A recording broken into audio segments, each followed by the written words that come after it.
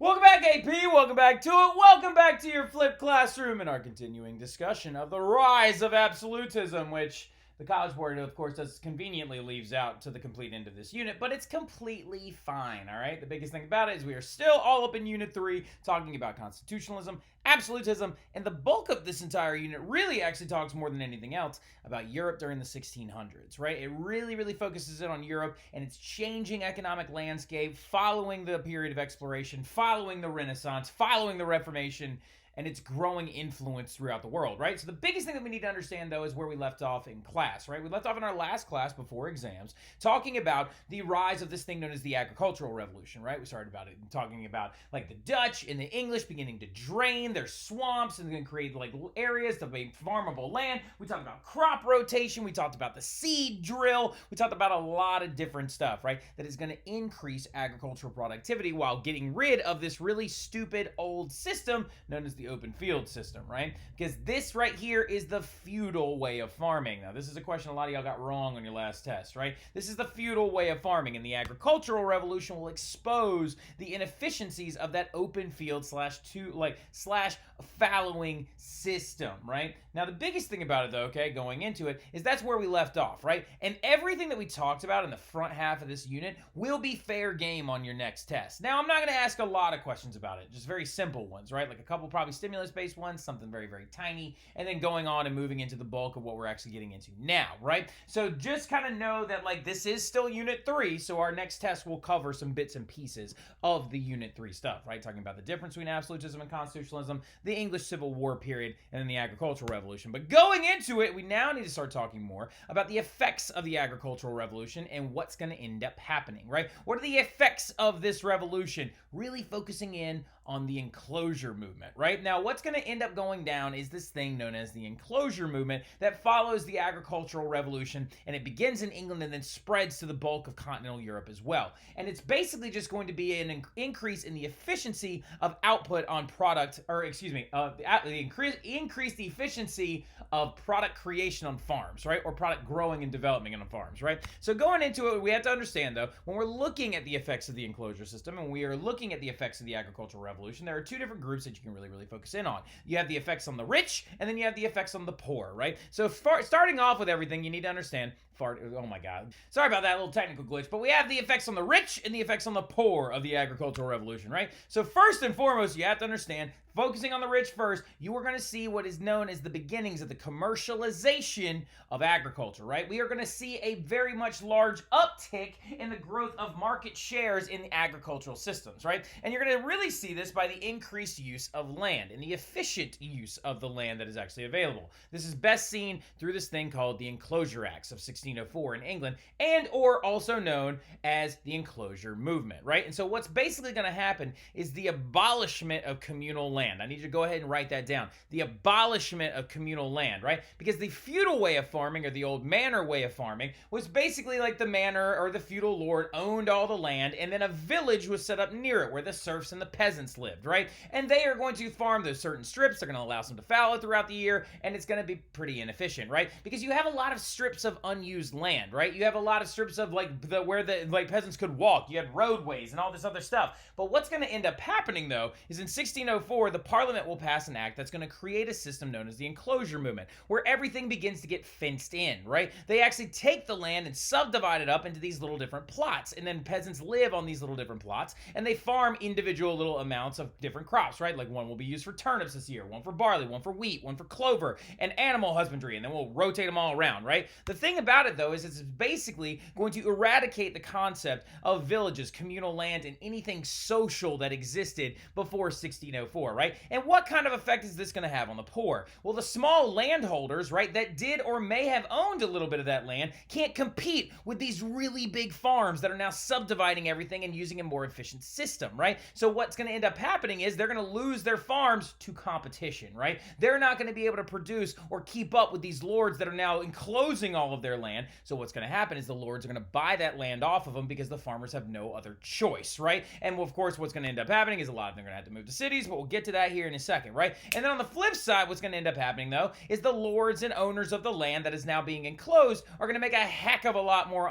money from a lot higher output, right? Like we said, they are working 50% as much, but they are producing 3 times as much in agricultural product due to the advent of the Dutch, the English, and the agricultural revolution, and also mechanization is a big deal as well. There is a beginnings there, an early mechanization of the farm that is going to help increase productivity and increase output, right? And when I say mechanization, I mean things like the seed drill, right? I mean devices, okay? The iron plow or the Rotherham plow is going to be another one a little bit later on. Now, what's going to end up happening, though, as well, is because of this increased efficiency, you're going to see a more systematic and more stable production. Now, what this we need to kind of understand, like analyzes or really breaks down, is the fact that we are going to basically not see famine as an ever-growing threat anymore, right? The ideas of a famine hitting Europe are going to kind of die out in the 1600s due to this more systematic and more stable production, right? But what's going to happen to the poor on the flip side as well, if you were not a stable or a small landholder, if you were not a small farmer, if you were not that person that lost their land,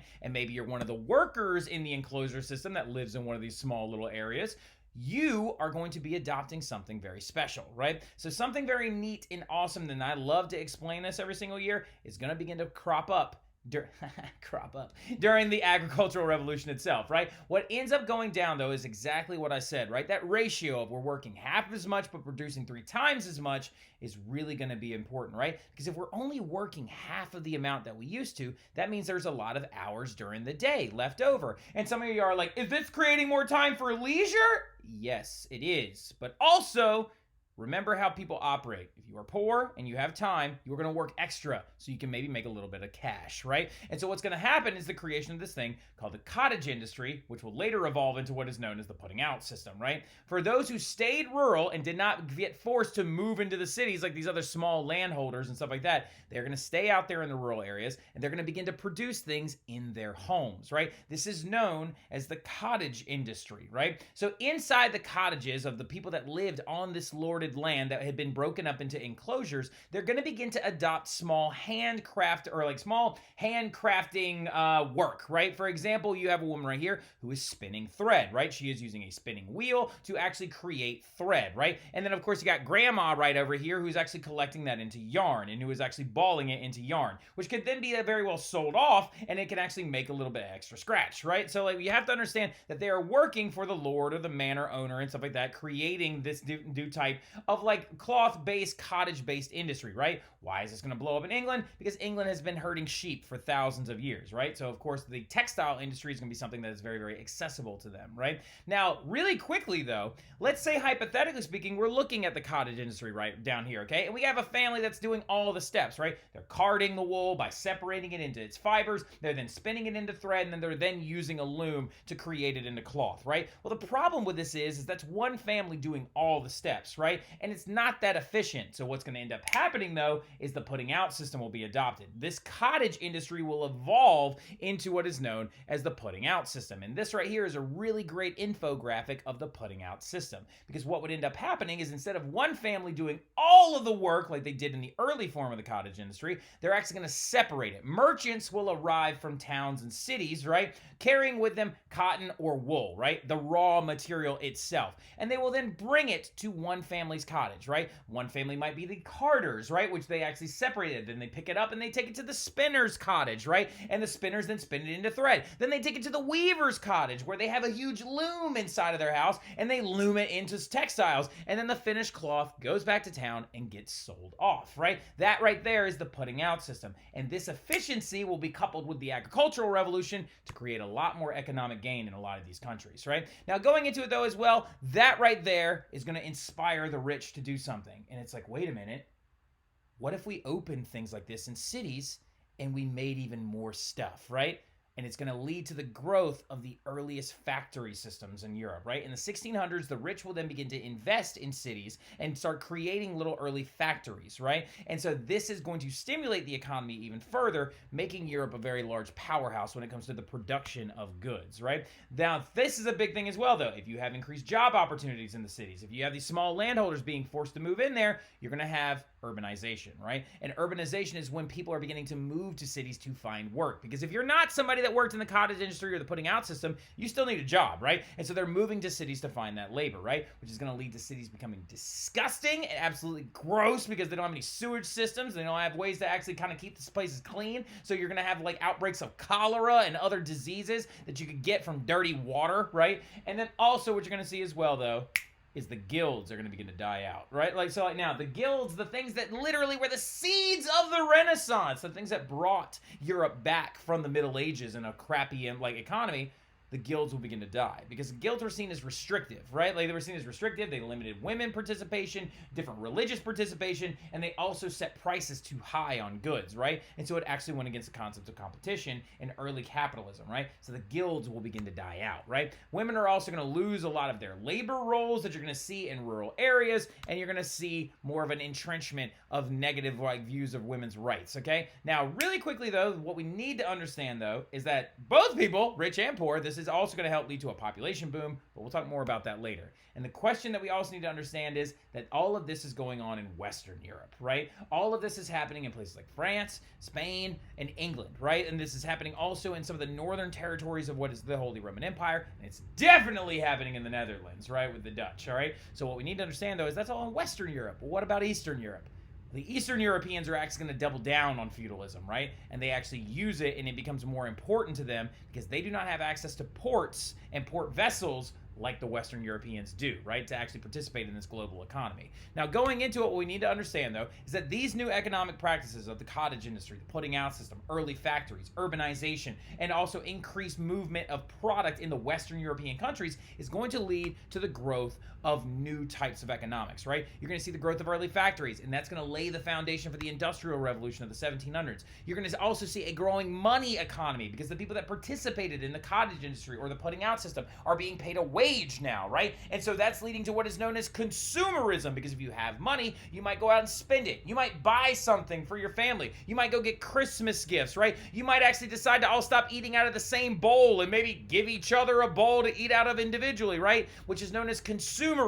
So these things are going together to create what is known as a market economy, right? Now, when these things combine together, you're going to see a market economy beginning to literally lurk beneath the surface of Europe because it was not the dominant economic system at the time, right? Something that we need to understand is the market economy is coming up from underneath, right? It is coming up from underneath, and it will eventually break through and become the dominant system, right? But this right now, it's just getting started, right? And so what a market economy is, just so you know, is an open economic system where prices are dictated by competition, supply and demand, and private companies, and I need to put another one on there, individuals, right? Individuals also dictate the cost of prices because they can haggle, or they can literally go up to you and be like, hey, you know, down the street, he's only charging $5 for this, right? So individuals can help dictate those prices as well. That's a market economy, also known as well as a free market economy, right? Or early on, or not early on, or later on will be known as capitalism, right? Let's now, capitalism,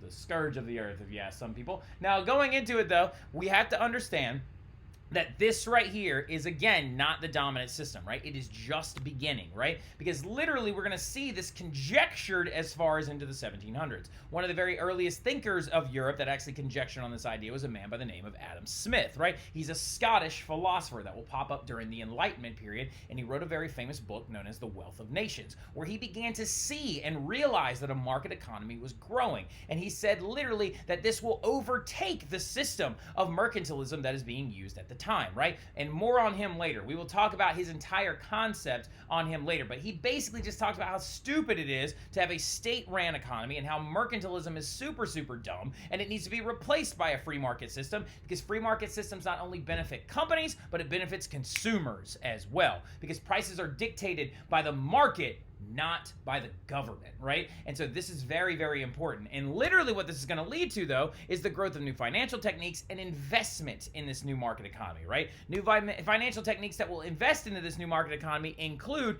insurance and venture capital, right? Insurance, what I mean by that with the little Geico lizard right here, is that banks are going to begin to insure different loans and people will begin to buy insurance on their businesses themselves. So if they do fail, they actually will get some of that money recouped, right? So it makes it a little bit less nerve-wracking to invest into the market itself, right? And then also, venture capital will be a big thing as well. We've already talked a little bit about venture capitalism when we talked about the East India companies, right? This one being the English one, the other one being the Dutch East India Company, right? Because they're basically an early form of venture capital, where you are bringing different stocks together and people are investing from the outside. Basically, if you make a lot of money, then they will make a lot of money on the back end, right? And venture capital is basically when like you have outside investors coming in to help stimulate the economy, right? Now, like I said though, the market economy, the free market economy is just now beginning to rise up and it is bubbling up under the surface. The thing that is on the surface though at the time is not the free market economy. It is a type of command economy that was still very dominant at the time.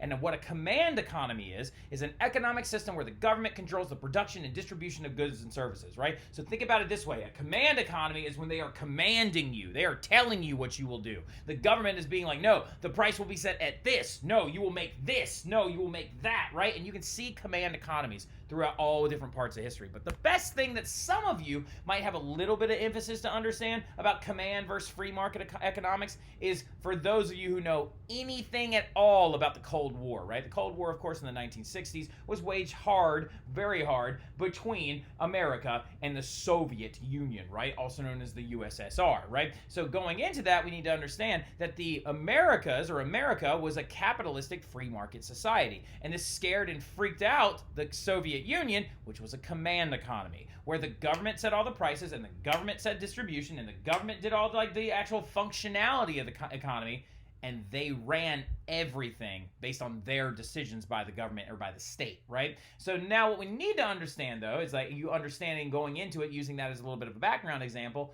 mercantilism will be the thing, the dominant economic system that absolutists hang their hat on, right? You like how I did that? Isn't that adorable? It's very cute. I really tried hard. So going into it, what we need to understand is what mercantilism is. We've talked about it a little bit already, but I'm reinforcing it again, and we're going to talk about it all over again because you need to know. They love to ask questions about mercantilism on the AP test, right? It is a command economic system that emphasizes the buildup of mineral wealth using a favorable balance of trade, right? So there are three parts to that definition. A command economy that we just talked about what that was, right? So we've already knocked that part out. But then we have two other parts to that definition, right? Mineral wealth and a favorable balance of trade, right? So to understand what mercantilism is, right, when we're thinking about it, we have to understand mineral wealth. What are we getting at here, right? And now I explained this in the past, but I want to explain it again. I use cookies as an example. Now, there's a lot of other teachers out there that use cake as an example. They use pizza or pie or whatever.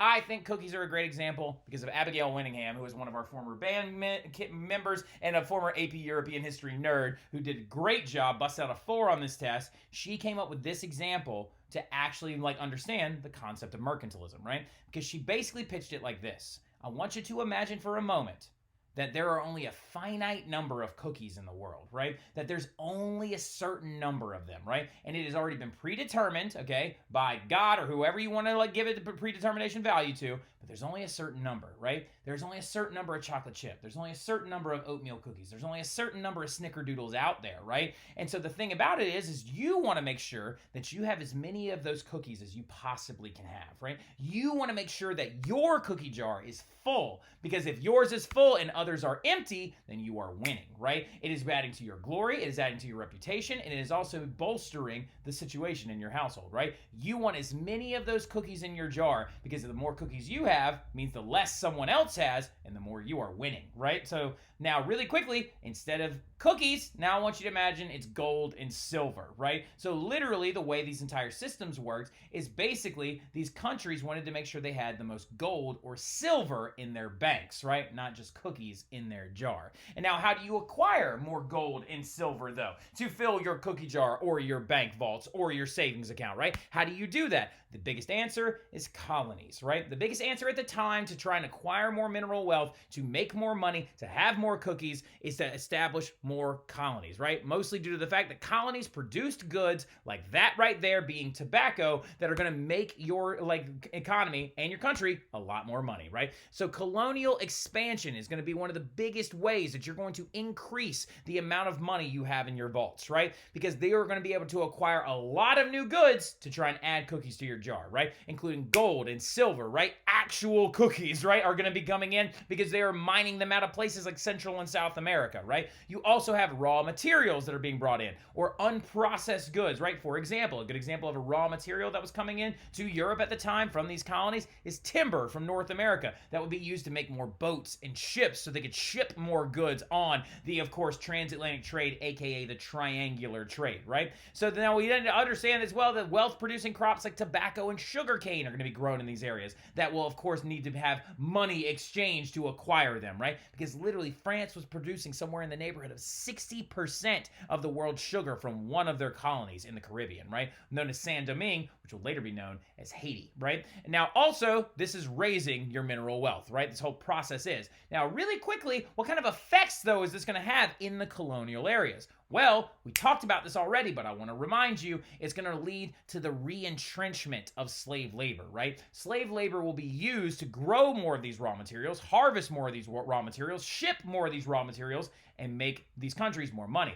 So the more money is being made, it's being reinvested back into the colonies to buy more slaves and leading to the growth of slave systems in these colonies, which is disgusting and horrid, right? And then also, it's reinforcing the use of that triangular trade, right? And the harvesting of people from Africa and being brought over to the colonies themselves. So basically, mercantilism is awful. So now going into it though, what you have to understand, continuing the concept of mercantilism though as well, is that these new crops that are coming in from the colonies, things like potatoes, are also going to contribute to the agricultural revolution, and these things are going to grow together, right? Increasing total farm production and money with less labor, right? So also, this is going to create the putting out system, right? Okay, because literally the mercantilistic system is going to lead to the increase in agricultural revolution, which will then by product then lead to the putting out system. An urban labor force and urbanization will happen because of mercantilism as well, and increased trade. Now, speaking of trade, this is the third part of the mercantilism definition, right? Understanding the favorable balance of trade, all right? Because mercantilism hinges on one concept, that you are exporting more than you are importing, right? And to explain this, we have some pictures, okay? Because I want you to imagine it like this. If you are exporting more goods, that means you are bringing in more money, right? Because if you have goods, products, or things like tobacco for the English or timber for the English, or if you have, like, for example, coffee for the Dutch that's coming from the islands like Java, right? Or if you have, or if you have sugar coming from Saint-Domingue, if you're French, right? If you are sending a boat out with that product on it, that means you're selling it to somebody, right? And oftentimes, guess who you were selling it to? Back to your own mother flipping colonies, which is bananas, right? You were literally selling it back to your own colonies, which made the governments a lot of money as well. But if boats are leaving your shores, that means money is coming in for exchange for the goods that are on those boats, right? But now let's reverse it a little bit, right? If you have boats coming into your country that you have purchased goods, that means that you have money going out. So you always want to export more than you import. And when your money is going out, 9 times out of 10, it's going out to other countries. For example, England at the time, literally their tobacco was the dominant thing in the continent that everybody wanted because nobody had access to anything that produced nicotine or anything like that in the past. So everybody wanted this stuff. The French hated it. So literally Louis XIV, a later absolutist that we'll talk about, who of course Louisiana is named after, is going to outlaw the sale of English tobacco within the borders of France, right? Trying to make sure that his money is staying in his country, right? So trying to make sure that that mineral wealth is residing in the borders of France, because the second you buy tobacco from England, that gold gets melted down and turned into their currency, right? So another good example of this as well is this thing called the Navigation Acts of 1651, right? Which were passed by Oliver Cromwell during the Commonwealth period. That's why I have C and C right here, okay? You can do it into an OC if you want. It's really up to you.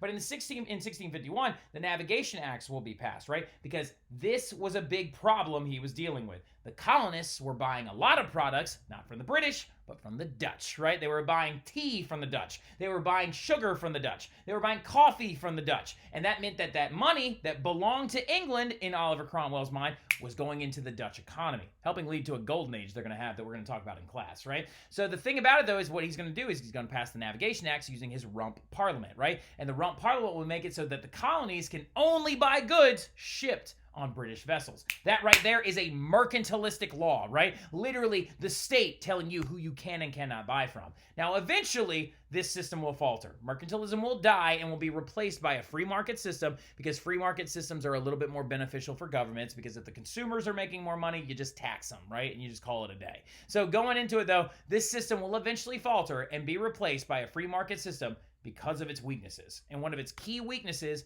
is, what if you have too much? Can you ever have too much money? And the answer to that is a big fat flaming yes. All right, you can have too much money, because Spain got too much money, right? Spain is actually going to harvest too much gold and too much silver and bring it into their economy, leading to people devaluing manual labor, leading to people buying expensive foreign goods, and leading people to basically raise their prices inside their country. Because what we need to understand, what happened in Spain, is a hyperinflation issue. The prices began to rise because of the amount of gold that was coming from the colonies that they owned in North and South America, right? Because if you have more money in your economy, and if I know that you have more money, I'm going to raise my price. I'm not going to keep it low. I'm going to raise it because I know you have the money to purchase it, right? Which will lead to a huge raise in prices in Spain, and a collapse of their economic system, and also a weakening of their government. And in the 1600s, Spain goes from being one of the most powerful countries in the world to being one of the weaker ones, right? So going into it, though, we're going to stop right there, and we're going to start talking about the Dutch Golden Age when I see y'all in class on Thursday, all right? Y'all have a great day. I hope you're having a great day at Make a Difference Day. Y'all are great. You're awesome. You're doing great work out there, too. Very proud of y'all. See you.